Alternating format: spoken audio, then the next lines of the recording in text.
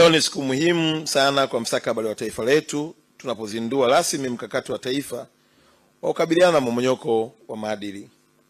Mkakati huu ni utekelezaji wa maelekezo ya Mheshimiwa Daktari Samia Suluhu Hassan, Rais wa Jamhuri ya Muungano wa Tanzania, aliyotoa Septemba 24, 2024 mkoani Ruvuma katika matamasha la 3 la kitaifa la utamaduni.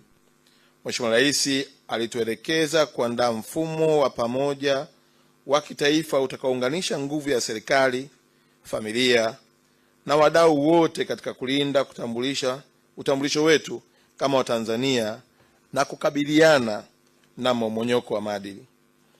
Ndugu zangu na viongozi, maadili ya taifa ni msingi mkuu wa maendeleo ya nchi yoyote ile. Yanatoa mwelekeo wa fikra, menendo na maamuzi ya jamii katika nyanja zote, ikiwemo za kiuchumi, kijamii, kisiasa na kimazingira. Taifa lisilolisisha na kulinda maadili ya jamii zake hukosa dira ya maendeleo endelevu na ushindwa kulinda maslahi ya wananchi wake. Serikali ya Jamhuri ya Muungano wa Tanzania inatambua umuhimu wa maadili ya jamii na imeweka msingi ya maadili katika katiba ya nchi yetu kwenye katiba mwaka 1977, hasa kwenye ibara ile ya 9 inayobainisha nguzo kuu za maisha ya Mtanzania ambazo ni utu, umoja, usawa, utaifa na uwajibikaji. Hizi ndizo tunu zinazounda utambulisho wetu kama taifa na zinazochochea ustawi wetu katika nyanja zote za kimaendeleo. Dira ya Taifa ya Maendeleo ya mwaka 2050 imeweka bayana kuwa Tanzania inakusudia kujenga jamii inayohifadhi, kukuza na kulinda maadili na tamaduni zetu chanya.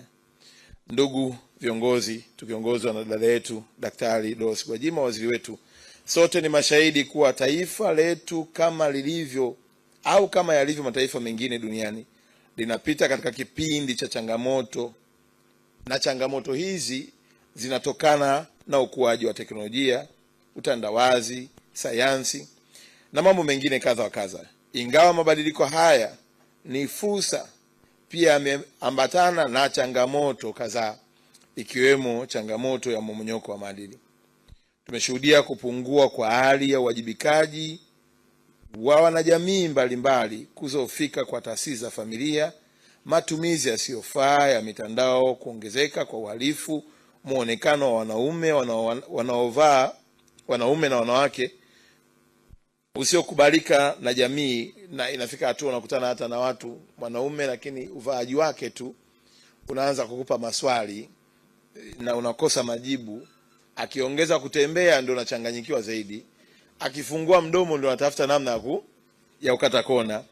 Matumizi ya madawa ya kulevya, matukio ya ukatili, kuongezeka kwa vitendo hivi hasa katika makundi ya watoto na makundi mbalimbali katika jamii, pamoja na mambo mengine mengi ya aina hiyo. Hali hii isipothibitiwa kwa mikakati ya muda mfupi na muda mrefu, itasofisha maendeleo ya kiuchumi na kijamii kwa mtu mmoja mmoja, lakini kwa taifa letu pia.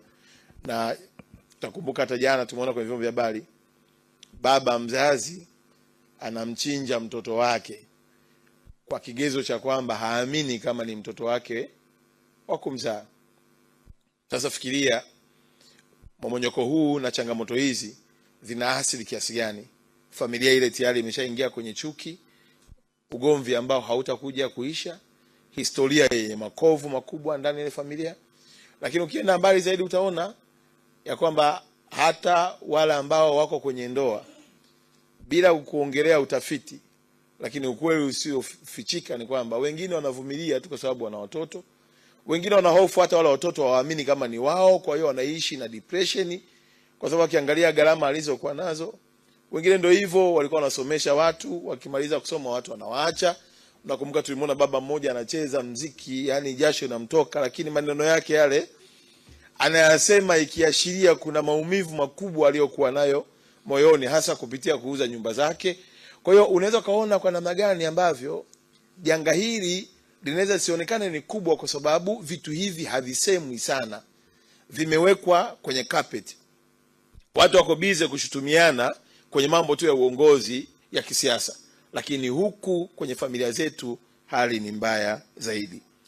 Kutokana na hali hiyo, serikali imeandaa mkakati wa taifa kukabiliana na mmomonyoko wa maadili wa kipindi cha miaka 10, yani 2026-27 hadi 2036-37. Mkakati huu ni nyenzo ya kimkakati itakayolenga kujenga jamii yenye maadili imara inayozingatia utu, uwajibikaji, uzalendo na mshikamano wa kitaifa. Ndugu viongozi, tukiongozwa na waziri wetu Dr. Dorothy Gwajima, pamoja na mambo mengine, mkakati huu wa miaka 10 umezingatia maeneo yafuatayo: 1. Taasisi ya familia, kurudisha wajibu wa malezi kwa wazazi na walezi. Ndugu zangu, hili jambo ni muhimu sana. Familia ikiyumba ni sawa na msingi wa taifa uliobomoka. Bila kuwa na familia bora na imara, taifa halipo. Na migogoro yote hii chanzo chake kikubwa kiko kwenye ngazi ya familia. Na yako maswali mengi ya msingi ya kujiuliza katika ngazi hii. Mojawapo tu, kila kaya tuulizane, kila palipo na mtoto wa kiume, palipo na mtoto wa kike, swali la kwanza la kwangu la msingi, nani amemwandaa mtoto wake kuwa baba wa familia au mama wa familia, ambao ndio taasisi msingi wa maendeleo ya taifa lote hili? Familia nyingi sasa hivi ziko bize kuandaa watoto wa kike kuwa madaktari, kuandaa kuwa wanasheria, kuandaa kuwa wahasibu. Hivyo ilivyo kwa upande wa watoto wa kiume. Hakuna anayeandaliwa kuwa baba mwema na hakuna anayeandaliwa kuwa mama mwema. Matokeo yake wanakumbana na hali na kukabiliana nayo kwa kadiri ya mitandao ya kijamii inavyowaongoza. Wakikuta mitandao ya kijamii imeelekea kwenye kuwapotosha namna ya kumwendo mme, mambo yanaelekea huko huko.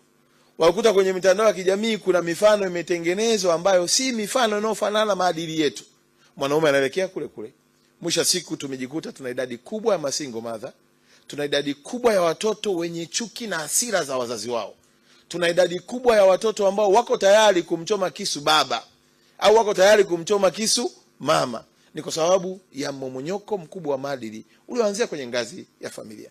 Kwa ndani ya mkakati huu tumetambua sisi kama wizara, tukishirikiana na wadau wa sekta hii akiwemo na waziri wetu Gwajima, ya kwamba turejee kwenye msingi unaozalisha kila kitu. Hatutaweza kupambana na rushwa kama familia haijachukua nafasi yake. Itakuwa ni ngumu sana kupiga vita madawa ya kulevya kama familia haijachukua nafasi yake. Itakuwa ni ngumu mno, ndugu zanguni, kuwapata viongozi bora kama familia haijakaa sehemu yake. Kwa hiyo ni wito wetu kama serikali ya kwamba jukumu walilonalo kila mwananchi ni kuitafakari kwanza familia yake kabla hajanyosha kidole kwa serikali. Kwa sababu serikali haizai, serikali haibebi mimba, hawa wanatoka kwenye kaya zetu. Na huko wakati mwingine serikali ikichukua hatua inachukiwa. Jamii inaikasirikia serikali na kunyosha kidole. Kuna watu, nyinyi ni mashahidi, mtaani unajua kasa kwamba mtoto wa familia fulani ni mwizi. Mtoto wa familia fulani ndio anayeharibu na kueneza ushoga. Lakini ukimgusa mwenye familia yake mwenyewe atakavyo kubadilikia, na mwisho wa siku hata majambazi wanaanzia kwenye ngazi ya familia. Kwa kama tunahitaji kuponya taifa letu, turudi kwenye msingi, na msingi huo sio mwingine bali ni taasisi inayoitwa familia, na kila mmoja kuchukua wajibu wake.